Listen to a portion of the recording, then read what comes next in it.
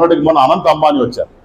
వచ్చినప్పుడు ఆయన అన్నాడు, ఎంత నీట్గా ఉంది టెంపుల్, మేము ముందు నుంచి వస్తా ఉన్నాను, చూస్తా ఉన్నాను, కాబట్టి వస్తా ఉంటే నీట్గా చక్కగా పెట్టుకున్న టెంపుల్ ఎక్కడ కూడా దుమ్ము లేకుండా బ్రహ్మాండంగా నీట్గా ఉంది, దర్శనం పోయినప్పుడు కూడా చాలా హాయిగా మనశ్శాంతి ప్రశాంతం ఉందని చెప్పి అలా వాటి చెప్తూ 48 కోట్ల రూపాయలు డొనేషన్ ఇచ్చాడు. మేము పోతా ఉంటే లోపల పోతుంటే ముందు 10 కోట్లు డొనేషన్ అన్నాడు, తర్వాత ఇంకేం కావాలన్నాడు.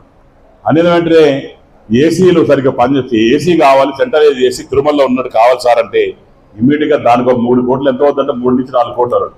4 కోట్లు ఇచ్చేశాడు. తర్వాత కొంచెం లోపల పోయిన తర్వాత ఇంకేం కావాలన్నాడు. మా దగ్గర ఆవులు ఉన్నాయి సార్, ఒక 1000 ఆవుల నుంచి 1100 ఆవుల వరకు ఉన్నాయి, దానికి గోశాలకు మీరే సాయం చేస్తే బాగుంటుందంటే ఎంత చేసే తక్కువే సార్, దేవుడు స్వామి ఆవులే కదా అంటే ఇమ్మీడియట్ గా ఆయన ఇంకో 5 కోట్లు ఇవ్వడం జరిగింది. ఇదే ఫస్ట్ టైం చెప్తున్నా. 5 కోట్లు దానికి ఇచ్చాడు. తర్వాత బయట వచ్చేటప్పుడు అన్ని అడుగుతున్నాం, నీకోసం ఏం కావాలన్నాడు. నా కోసం ఇంకొక టెంపుల్ ఉంది, అది పేరు గుడిమల్లం అంటే వాట్ ఇస్ గుడిమల్లం అన్నాడు.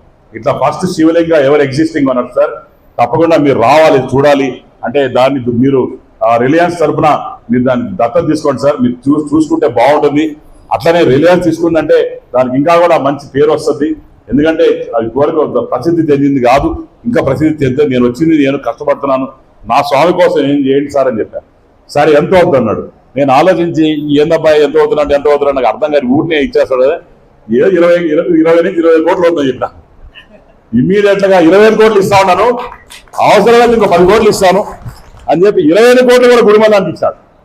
సో అంత పెద్ద మనసు ఉన్న అనంత్ అంబానీ గారికి నేను మనస్ఫూర్తిగా 2 చేతులొంచి నేను మనస్ఫూర్తిగా నమస్కారం తెలియజేసుకుంటున్నాను.